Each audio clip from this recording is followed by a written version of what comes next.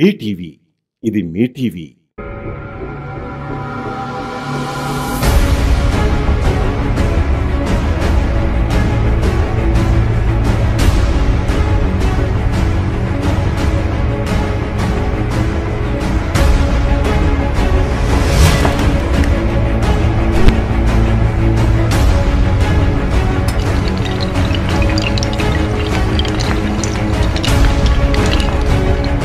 సామాజిక సంఘర్షణలో నలిగిపోతున్న సామాన్యుడి గళాన్ని వినిపించడానికే.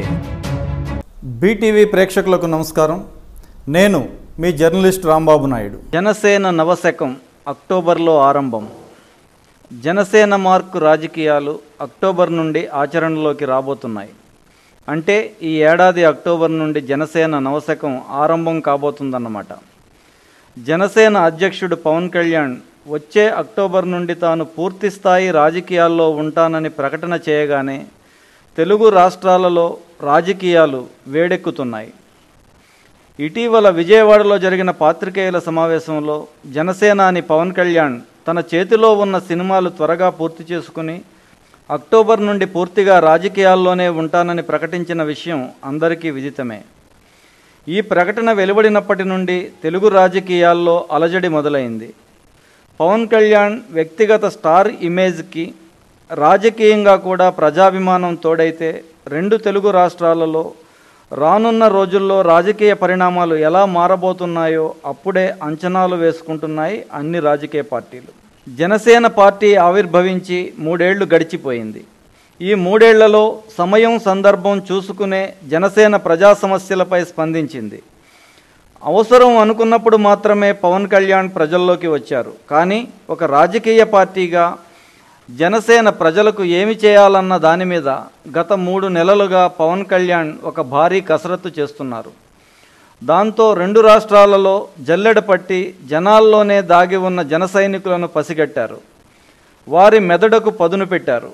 వారి మనసులో ఏముందో రాబట్టారు. చివరికి వారిని కార్యోన్ముఖులను చేసి సుశిక్షితులైన జన సైనికులుగా తయారు చేసి సమాజాన్ని తీర్చిదిద్దే పనిని పూర్తి స్థాయిలో వారికి అప్పగించడానికి ఒక సైన్యాధ్యక్షుడిలా వెనక ఉండి వారిని నడిపించడానికి సన్నద్ధమవుతున్నారు పవన్ కళ్యాణ్. నిన్న మొన్నటి దాకా జనసేన అంటే పవన్ కళ్యాణ్ మాత్రమే. రేపటి నుండి వేలాది మంది జన సైనికులు కూడా. ఇకపై వారు ప్రత్యక్షంగా వేలాది మంది, పరోక్షంగా లక్షలాది మంది జన సైనికులు ప్రజా సమస్యలపై కవాతు చేస్తారు. మార్పు కోరే రాజకీయాలకు దిశానిర్దేశం చేస్తారు.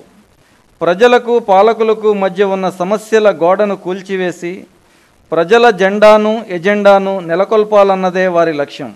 దీనికోసం లక్ష్యాన్ని ఛేదించడానికి సిద్ధంగా ఉన్న బుల్లెట్స్లా ఎదురు చూస్తున్నారు జన సైనికులు. సేనాని ఆజ్ఞాపిస్తే జనంలోకి దూసుకుపోయి జనసేనకు బలాన్ని బలగాన్ని కూడగట్టాలన్నదే వారి నిర్ణయం. అయితే అందరూ అనుకుంటున్నట్లుగా పవన్ కళ్యాణ్ ఏ పార్టీ పొలిటికల్ ట్రెండ్ను ఫాలో అవ్వడం లేదు. తానే స్వయంగా ఒక న్యూ పొలిటికల్ ట్రెండ్ను సెట్ చేసే ప్రయత్నంలో ఉన్నారు. దీనికి జన సైన్యాన్ని సిద్ధం చేసుకున్నారు. ఇక వారిని రంగంలోకి దించడమే ఆలస్యం.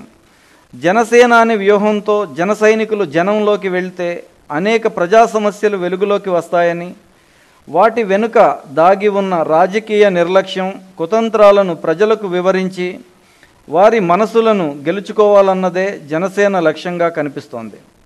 ప్రజా సమస్యలు తీర్చుకోవడానికి ప్రజలే ముందుకు రావాలన్న నినాదంతో ప్రజల్లో చైతన్యం రేకెత్తించగలిగితే రాజకీయాల్లో మార్పులు వాటంతటవే తన్నుకుంటూ వస్తాయన్నది పవన్ కళ్యాణ్ అంచనా.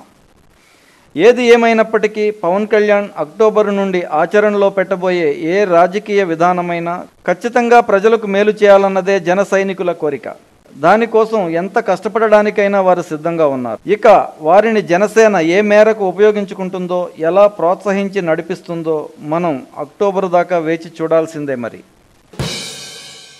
మీకు గనక ఈ వీడియో నచ్చినట్లయితే మన ఫ్రెండ్స్ అందరికీ షేర్ చేయండి. మీ బీటీవీని సబ్స్క్రైబ్ చేయండి ప్లీజ్. బీటీవీ ఇది మీ టీవీ.